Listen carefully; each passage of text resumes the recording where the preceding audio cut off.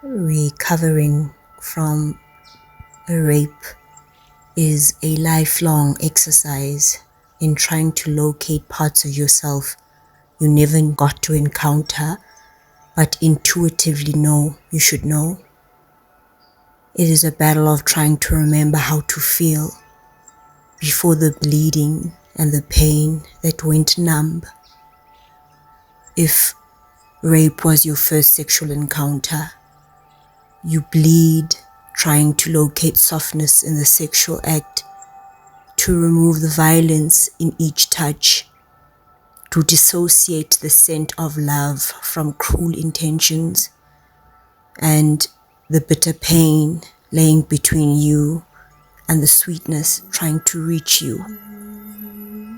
It is unintentionally, other times intentionally, breaking your own heart first because you're fucking terrified it can be broken again, because you know it's possible, and because that's the only way you feel. You would rather break it first than ever let anyone else do it again. It is a daily struggle to remove the inhumanity.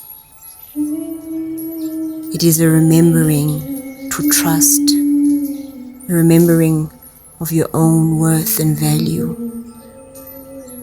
of honor, of wholeness in yourself and in those that trigger the pain. Only the survivor knows when it's right to tell their story.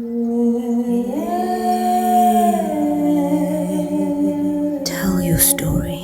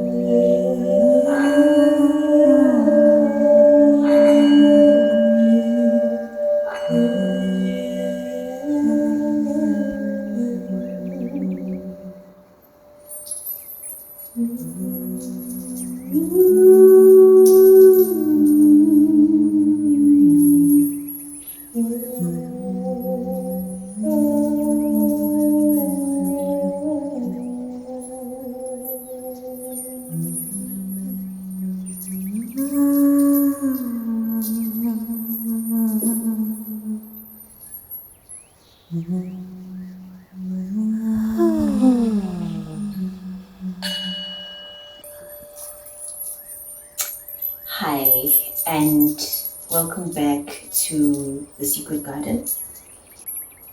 I thought I would start us off with a little bit of sound today, just because the subject is a little bit heavy.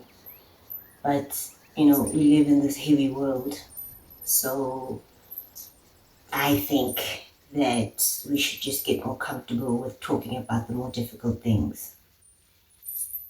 We know that true healing happens in community, and it's when we are willing to have tough conversations courageously and softly that I think humanity will begin to become better and we can finally treat our wounds. In my last video, I spoke about suicide. My understanding, what I've been shown by my guides, and what I believe is some of the reasons that suicide is not actually an individual problem like we often think it is. But in that video, I mentioned about what my experience has been like with sexual trauma, with rape. And I want to speak on that issue more because it plagues society. Within my own practice, majority of people who come to me have been violated in some shape or form, whether it's molestation or penetration, or even just the violation that is suggested by the elders around us, by the people around us. It's not physical, but it is violated in principle. One thing I want to say before I continue is that I'm going to oscillate between using sexual trauma and the word rape. I myself, when I use that word, the latter, it sounds so violent. And what I found, because my intention with this video is to speak to those who have experienced what I'm talking about, who are in search of remembering who they really are and getting to a point where this memory is not something that's a constant kind of thought that comes to you, and this wondering what would I have been like if this hadn't happened to me. There was a point in my life before I was miraculously healed, and I say that because there was a point where I didn't think that I would ever not think about the experience that I had. One of the things that I realized along the journey is that I became so aware of speaking about my experience, and the awareness was in me trying not to traumatize the person whom I was telling my experience about. So I would use words like the thing that happened to me or the violation, but I would try to use words that are as soft as possible so that I don't traumatize the person in the ways that I was traumatized, which in itself is traumatic. Because what I also realized with the clients that come to me is that they themselves kind of almost distance themselves in the way they speak about their experience. Some might even talk about it in third person, and they use words that downplay what this thing really is. I know it might be uncomfortable and really feel hectic when I use the word rape, but I'm using it specifically because it is an intense thing that happens to people. It's an intense thing that we are vibrationally carrying as South Africans, as a world, because it's something that happens so often. And there's entire generations that have not even ever have spoken about what has happened to them. So that you can heal by allowing yourself to embrace the gravity of the experience, to see it all for really what it is, as opposed to thinking that you're weak, or that how can you not be over it if it happened when you were young. This is an experience that shatters the way in which you see yourself and the lens through which you see and perceive the world and other people, ideas, and just life in general. And so it makes sense that you might be where you are. I am going to invite you to be conscious of your breathing, so to breathe from your womb, to breathe from your diaphragm. I am speaking to both men and women, as I know intimately that it's an experience that affects all of us. I thank you for being here. If it's your first time here, my name is Voye, and I'm a healer. My focus is on helping with our individual and our familial and collective traumas. I specifically focus on sexual trauma, though I don't leave anything out, of course. I am also a storyteller and speaker and artist, and I am happy to be sharing the garden with you today. I've mentioned it briefly before. My rape happened at the age of 15. I was still a virgin, and I was also quite a sheltered child, so I wasn't exposed to a lot. We visited a friend whose parents were away for a weekend. We know that teenagers do things like that. We then, us told our parents that we're going for a sleepover, and at the sleepover, we invited some of our friends. I invited this man that I liked. I think it was one of those first huge, big crushes. He was older than I was. We had met while out with friends at the mall. I had lied and said that I was in university. I think now that I'm an older woman, I know what a teenager looks like. I know what a 15-year-old looks like, and I know what a young lady in university looks like. So I blame myself for a long time, but adults also need to take responsibility for themselves. So he was older than me, and we found out later that he was even older than what he had said. I was made to believe that he was in his early 20s. As young people do, as we're learning to explore and we're kind of, finding ourselves and finding other people as we find ourselves, we went off to explore one another. And obviously, as a 15-year-old, there is a level of exploration that you're willing to go into, and that's it. But this man crossed the line. I remember being so shocked at how strong he was as he was pinning me down. What was heartbreaking on top of that, with that experience, is that a friend actually came and peeked through the window around that time. And now, in that moment, I am feeling so much shame that this person had seen me in this day, that, like, first of all, they would violate my privacy like that. We're young people, yes, but we know that when people go off with their boyfriends, you should give them their private time. For a long time, it was not only that's part of my experience with the friend, because it's like, no, I need to carry this. I don't know how to carry this thing that's huge, that's breaking me apart. But then there's also this betrayal that I can't even speak of, because I can't put these two things in the same moment. It's too much. I woke up the next day and I felt so much shame, so much guilt, and of course all the other things, but they come later. You don't really feel sorry for yourself. It's everything else, like blaming yourself, shame and guilt, that come before actually accepting that something really bad has been done to you and you didn't deserve it. The next morning I woke up and checked the sheets and they were bloodied. And I remember taking the sheets off, just kind of in a frozen state, and lying, saying I'd had to put them in the washing machine because we were eating chocolate and they have chocolate everywhere.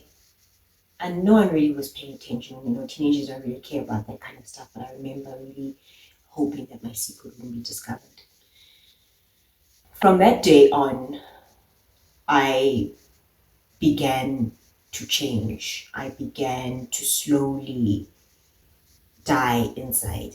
You don't realize that it's happening to you because you're thinking you're acting normal, but there is no normal after that. And then of course you lied, right? You had a sleepover, you're inviting boys, this happens, it's your fault.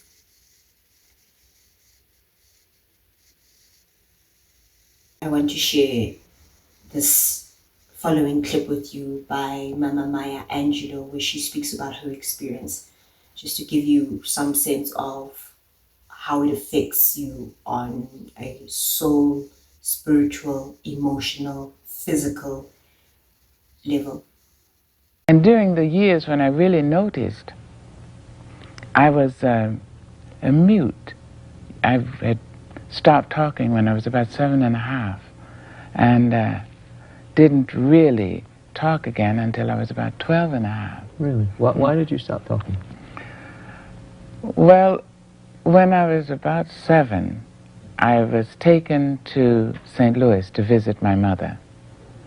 And I was there a few months, and I was raped. By whom? By my mother's then boyfriend.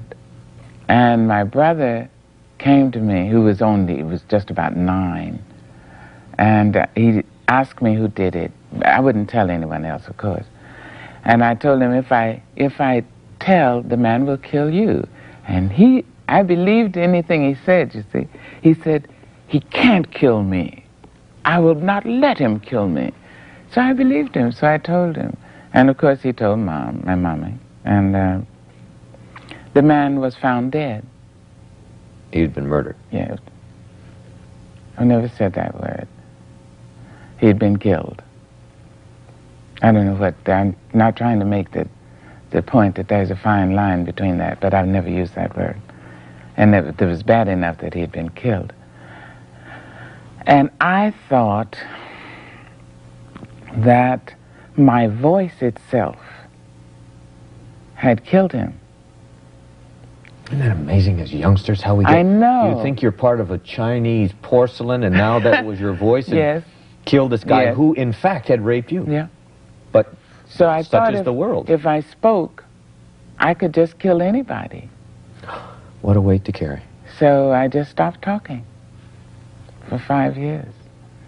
And so you can imagine what it does in the way that it freezes you in time almost. It disables you and you're suspended in time. If you're watching this because it happened to you, I'm so sorry that it happened to you. It should not have happened to you. It shouldn't happen to anyone. No one deserves that kind of experience. I am sorry. I'm sorry. And I want you to know that you can heal. You can recover your true self.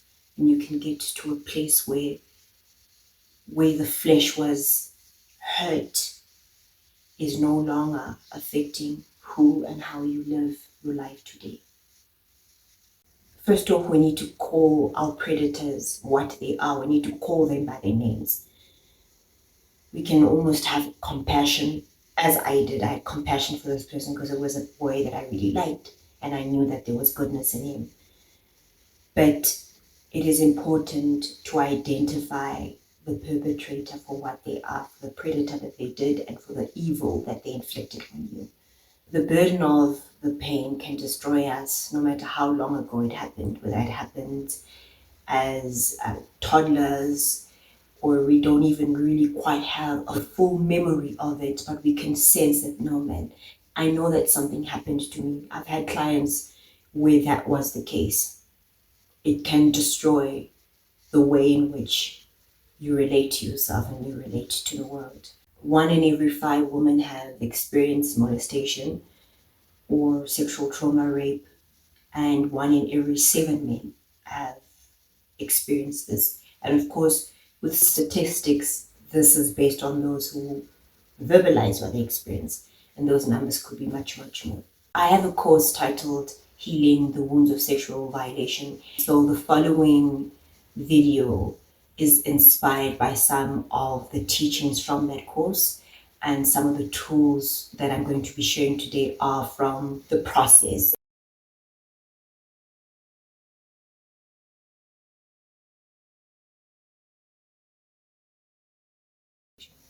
When we don't release the shame, guilt, blame, rejection, and the distortion that the violation causes, all of that remains and stays stuck within our body. When we speak about it, when we use the appropriate words, even though they might be harsh to hear or to say, we begin to lift all of those energetic patterns of shame and guilt, etc., within our body. So what are some of the things that occur and remain in the sexual trauma survivor?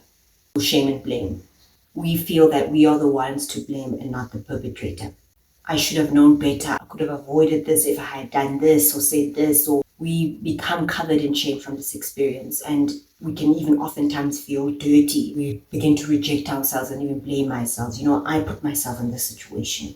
It's my fault. Re-traumatization may also occur. Re-traumatization may occur from the person that inflicted this on us, by them threatening us, that if you tell on me, I will do this to you, this will be the consequences. So threatening behavior. We can often feel that we don't have support from those around us. We might have a sense of feeling betrayed by family members, our parents, for not seeing what has happened to you, or from not protecting you from perhaps the people in the space that might have committed that to you. We might also feel that sense of betrayal if we have told someone, or we've told our parents or our family members, elders, our loved ones, and they haven't believed us. We also keep it a secret. And this may be for many reasons. And some of those reasons might be because we feel that if we tell, then we might break the family apart, or we might damage relationships. And we don't want to tell anyone because of the embarrassment, because of the deep sense of disappointment, a sense of disgust, a sense of resentment, and a sense of regret. Within some individuals, there might be nightmares and a resurfacing of the actual memory of the event. These nightmares may feel so real, so visceral, as if it's happening again. There might be a sense of sexual dissatisfaction in relationships once you're older. There also might be sexual promiscuity from a sense of kind of, this violation happened to me, so I don't value myself, I don't love my body. Well, this is the only way that I know my body deserves to be treated. Depression and suicidal behavior are also some of the symptoms that linger on after this experience. There is also a deep sense of feeling like you have no control over your own life. And you can understand, especially when it happens to people who were still children, still teenagers, toddlers, because someone often older than you came and just did this thing, whatever they wanted, to the sanctity of your body, took your innocence, took the right to your own autonomy. You have a deeply held belief that you don't deserve to be in control. You don't know how to be. If that thing can happen to you, then where would you garner the understanding and the belief that you have the right to be yourself, to choose for yourself, to say yes or no, and to make your own decisions? For years, I waged a war on my body, wanting to escape her borders, wanting for another country, another climate, a different song. For years, I strained the neck upwards, refusing for a glance at my temple, chastising, abhorring, withdrawing. I cut at her wall, spat at her suppleness, poisons the charm. This homestead, my body, became a guardhouse. The indignity, loss. Rocks fell on her ceiling. The aura around her walls split. Her love seeped through. A person who survives an experience like this can also become very secretive. You might think it's private, but it's a secretiveness that happens, and you might be even secretive to your own siblings and secretive to the people that are meant to be closest to you. Anxiety, negative self-image, eating disorders, body dysmorphia, and low self-esteem issues may plague an individual well into adult life.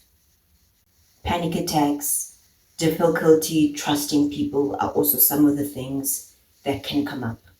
There is the sense of underlying guilt that follows you, an inability to trust or to share ourselves intimately. And it's an intimacy that goes beyond sharing yourself intimately on a physical level, but it's intimacy. So the intimacy of who you really are remains so deeply hidden because it's been shattered, right?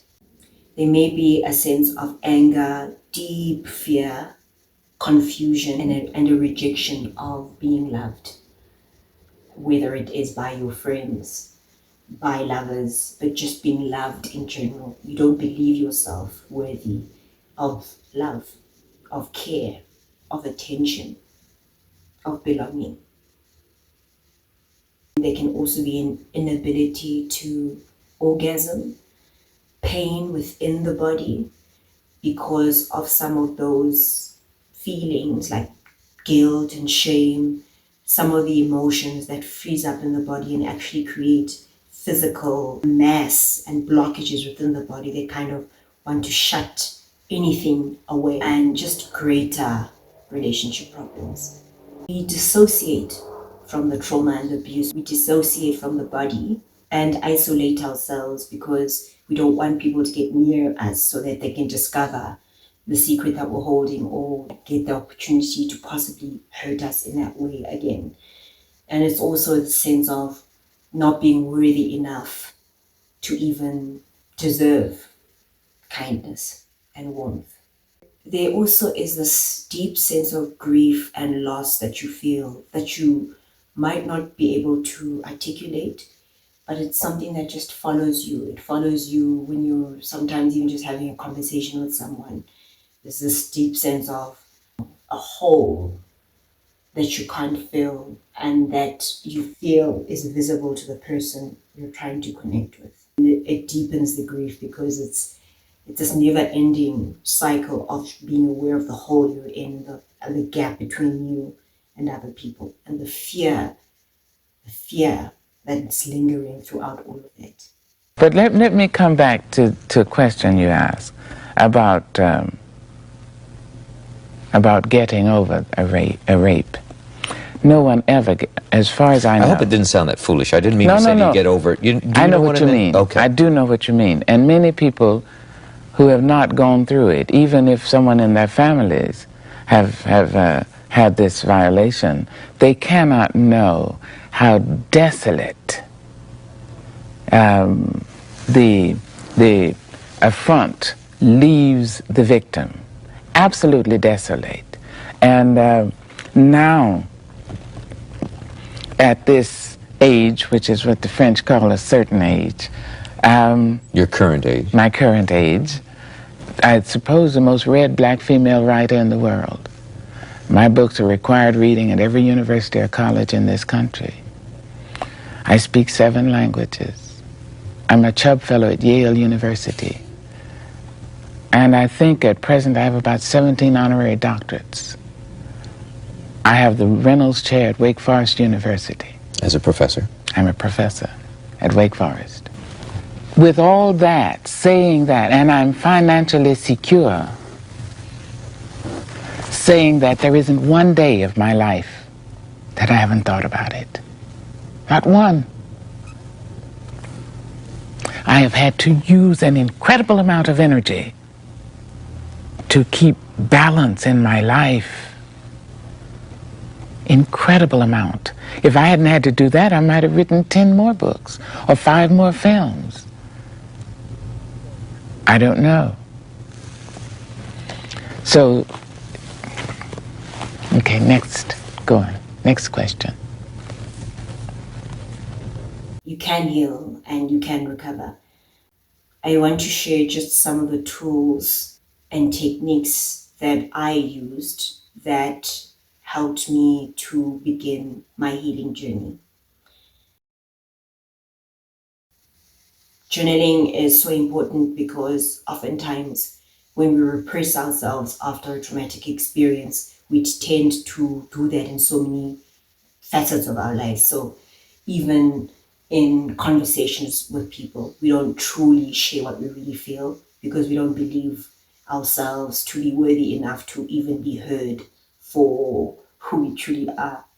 Do our opinions even matter? So I know for me, there was a point where I even began to stutter. I was so ashamed to just speak my mind and to share because I had no idea what people wanted me to be, because this experience had stripped me so much of who I was. It shattered me. I didn't know which parts to pick up and share. And I just was so ashamed to be seen. Beginning to journal helps you to take the thoughts that are inside you, no matter what they are, whether you think that they're dark or they're evil or they're not good enough or they're silly, whatever it is, you are able to begin to understand what is within you. So if you think that you're depressed and you might feel very guilty and fearful all of the time, once you begin to talk about what it is that you're fearful of, or what does that fear feel like, you're writing it down, you're beginning to excavate yourself. Okay, we talk about the fear, okay, and then we talk about the shame, and then that moves aside and we create more and more for more of your truth to come out, for more of the anger, the feelings, the true feelings that are within you, so that you can know your own thoughts, so you can know what's in your own heart, so you can know what your own fears are, where you can identify that. If you're feeling a sense of lack of self-worth and self-resentment, then you understand where that comes from, and you're able to understand your trauma more, and you're able to give yourself a voice, your own self a voice and a right to say, you know what, this is what happened to me, this is how it made me feel, this is how it's affected me, and this is the mess that it's left inside of me. And so we begin to spring clean slowly by finding the words, putting them down. When we put them down in ink, it's almost like we're creating a spell. That's what it's called, why it's called spelling. And we're spelling out, right? Finally, what maybe our tears failed to make sense of. And we begin to make sense of what the journey has been like so far. Allow your spirit to express yourself the way that it wants to express itself. And if you're finding the motivation is not there to do that, because I know that can also come, there is a sense of not wanting to spend time with yourself, or being so fearful of seeing what's inside, I would encourage you to put a timer on. So let's say you say, okay, I'm going to give myself 1 minute to journal. That's how much courage I can garner up. Do that, but commit to it. And if you say you're going to do it once a week, once every day, put it on and just write what your spirit has to say. And if you feel like it's something insignificant, that's fine, don't judge it. Just for that 1 minute, 3 minutes, 10 minutes, write what comes up and let your spirit flow. Emotional levels. So on the physical level, you want to do body work. So whether it's any energetic processes that you subscribe to, whether it's Reiki or it's actual massage. I've had massages that were so profound and deep that I wept and wept, and I was just crying afterwards, because although I didn't understand maybe what it is exactly that I was crying about, the body knows, right? It keeps the information. And so when you do body work, that energy and information that is trapped can come up and it's actually physically released. If you don't have access to go to someone to give you, a body treatment, movement is also enough. So if you can find something that works for you, whether it's to put on a song that allows you to feel and to release, but to move your body, moving your body is really, really important. Whether it's taking a walk, taking a run, doing a short yoga session, there's plenty yoga classes online, or stretching intuitively. But moving our body allows energy to flow, right? And it allows the information that is stuck in the body to move. And that's when, you have a particular memory that comes up. And whether you cry at that moment, or you rage and you get angry, but you're allowing yourself to assist your body in releasing the things that are trapped and stored in the body. So movement, for me, dancing, and I have a hula hooping is so important for me. So I'd like to offer that. Be the hardest part, especially if you've kept it a secret for most of your life. Find the courage to tell your story. Whether it's to your mother, whether it's to your friend, whether it's to sometimes it's a stranger. Tell your story, and to just slowly be brave enough to say that I was raped, because then that begins to release the log that is wedged within your chest, and slowly you can begin to chip away at that log.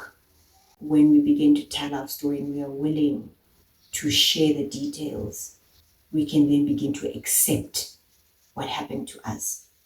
Not to keep it at a distance, or to have it be this kind of thing that's so far away, that goes untouched, but to be like, this is what happened to me, sure. To accept it, the full gravity of it, and then we'll see what happens once that's happened, right? The reason why we write it down, we can see the story fully, and we can release ourselves in the places where we blamed ourselves, because nobody deserves to be sexually violated, to be molested, or to be exposed to inappropriate sexual suggestions. Nobody deserves that. Another thing I'd invite you to do is to lay down on the floor. So maybe it's after you've done your journaling, and then lay down on the floor. Try to feel into your body. Maybe there's a slight discomfort somewhere around your chest, somewhere around your heart.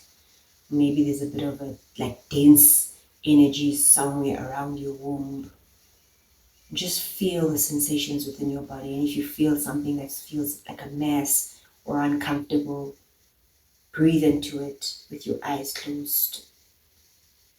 And then begin to ask those places what they want to tell you. How did you get there? What's there? What's stored there? What's trapped there? And just observe what comes up. You'd be surprised at how our bodies can talk back to us and give us information. You might even at that time get a memory of something, and that memory might be directly linked to what is blocked in that place in your body. What I'm suggesting isn't things that you need to just do all at once. You do what feels right and what's in front of you, and then do the other thing. Follow what feels good to you. Remember, you're not a project, you're a real living, feeling thing. What we're doing is inviting the healer within you to awaken so that you can be restored. Next one is to write a letter to the person that did this to you. This isn't a letter that you necessarily have to send, that's up to you. To write a letter to this person in detail, write down everything that comes up for you, that you've never given yourself permission to express, put it on that paper. And depending on how you feel you want to proceed, you can sit on it for a while, maybe pray about it, meditate on it, about how to approach it. And then maybe you could have a ceremony to release for yourself. You can make a fire if you'd like to.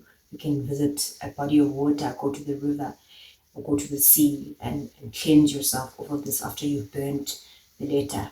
So using the energy of fire to alchemize that moment, the emotions that came through there, and acknowledge it as a significant kind of step in your healing process. I know how an experience like this can exile you from yourself, in the sense that you don't even want to look at yourself. You can't even stand yourself. Maybe you despise the body that you're in. Maybe you cannot stand to look at yourself in the mirror for longer than you have to. So you can put your makeup on, put your cream on, but you don't receive yourself when you see yourself in the mirror. And I know there was a time when this happened for me. I would almost get angry sometimes and really sad that this was me, this was my face, this was my body. Just like this anger at myself for who I was and what I'd become and why I struggled so much. Mirror work is something I'd like for you to embrace. Again, using your timer and to look at yourself in the mirror, to look within your own eyes and to just look at yourself, and observe what comes up. Maybe it's anger, maybe it's sadness, maybe it's resentment, maybe it's self-loathing, whatever it might be. Look at yourself, because something else might begin to appear once you get past those things. Something like kindness, something like compassion, something like understanding, something like welcoming. And maybe you might begin to reach your hand out towards yourself. Put one hand on your heart, one hand on your womb, on your diaphragm. And just tell yourself, I love you. Insert name. I love you, Vui. I love you, Vui. It's okay, Vui. I'm here, Vui. I accept you, Vui. I'm not going anywhere, Vui. I hear you. I hear you. Insert your name. Whatever words come up.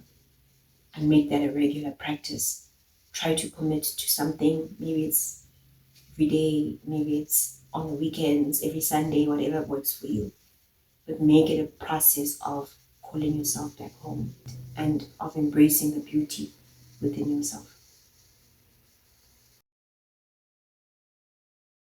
Best for you, but to take a candle and set the timer again, and then to dedicate time to saying, this is time for me in this process of calling myself back home, calling my spirit back, calling all the lost parts and fragments back towards myself. You can stare at the candle. Maybe you want to play an instrument, but it's literally a moment for yourself that is intentionally saying, right now I am here to invite myself home, to embrace myself. This particular one, I would say choose a number. So maybe you say 3 days or 3 weeks, or you say 7 days or 5 days, and you commit to that. You commit to being in a kind of ceremony of healing the wounds of your violation over a period of time. And then these things that I'm offering are done within that time. So maybe you do body work, and then you do your journaling, and it's a blend of those things over maybe it's 21 days. And you're saying, this is going to be this cleansing ritual, this I'm calling my spirit back ceremony for a specific period of time. Yeah. And the candle work then features in that. You get the amount of candles that you need, and then in the morning you mark the start of the process with a candle, or closing off of it at night. The light represents the light in which you're trying to rekindle, the light in which you're calling back home, the light that you are restoring.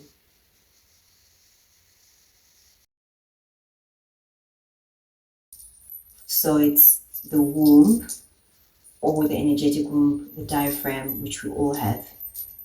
So the womb is the portal to spirit, to other dimensions, right? It is how we birth our ideas, how we birth life into this physical realm. This is the passageway in which it comes through. And oftentimes what we repress, so our traumatic experiences, when we hide our truth and shut down our true voice, we get blockages within our wombs. The womb is where the creative powers of the feminine reside. The womb is the God mind, and it holds love, unconditional cosmic love at its depth. Clearing the womb of what gets stuck within our bodies from past experiences and traumas allows us to reconnect with our true nature and reunites us with the God in us, and reunites us with the God self. Healing is really gaining awareness so that you can see through the illusions within your life. Healing is remembering how to be yourself. Healing is authenticity. It's making your way back to your own individuality. So things like drama and trauma and what they bring up are actually issues of illusion.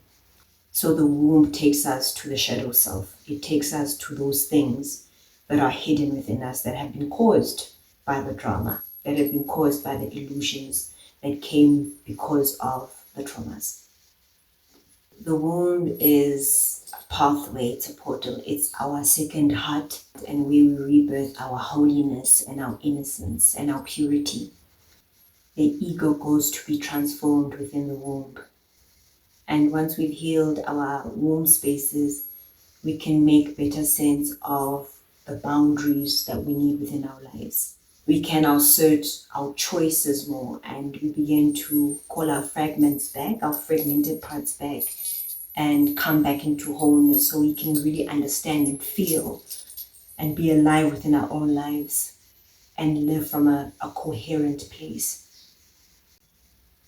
We attain self-responsibility. We get back into the driving seats of our own lives. One of the ways in which we connect to the space that we realign with our diaphragm, energetic wombs, is through, for women, womb time. So our menstruation time every month, that heightened energy we feel, it supports us in cleansing and releasing that which no longer serves us, that which gets stuck in this area. Another is through self-expression. So creating, using our hands, right, which is connected to our heart, which is created to our minds, which is created to the body. Whether you are creating art, or you're gardening, you're using your hands, or you're writing a poem. Creativity is the frequency of the divine. And when we cultivate and harness and grow that energy, we begin to heal ourselves.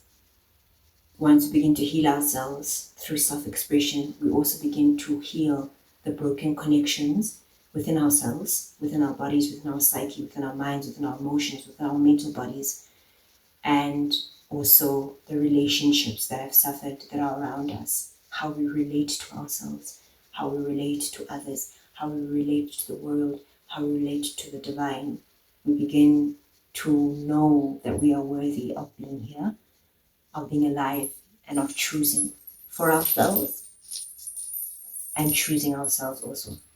And with this, I'd like to emphasize, the importance of being grateful without forcing it. Be grateful for the things you're truly grateful for. And if today it's just being grateful that you woke up, that's fine. Be grateful for the lungs that keep pumping air into you even when you're sleeping at night. The mind is the servant of the womb heart and is designed to carry out its orders. The heart is incomplete without the maturity of the womb. I'll tell you one thing. I am still remembering who I really am. My journey stripped me so much of who I really was. I forgot so much of it, and I was filled with so much self-loathing and negative things that were not true, that I became someone else. I couldn't even express myself. I couldn't even create. I was so blocked. And I was a child who was creative, so creative. And part of this restoration is having opened this space, this channel, as someone who is a great listener and had relationships. I never really shared intimately, deeply about my own thoughts, how I felt, my experiences, what I've survived. I never really was that person. And now I have this space where I am sharing about myself in this intimate way. And I can feel myself beginning to come back home more and more and more. It's a journey, it's a process. And so I'm thankful if you're still here at this point. And please share with me what might have come up for you within this, what you've survived. Maybe if you have a beautiful quote or words of encouragement for others that might see this video, please do share. If you have survived this experience, I honor you, I see you, I know how hard it is. And believe me, you can call your spirit back. You can align with your true self that is beyond this physical body, that's beyond this flesh, that makes us believe so much that what happens to us is us. Thank you for your time. Thank you for your courage. Thank you for continuing to try to heal, to remember, to restore yourself, and to believe who you really are. That's what we're here to do together. So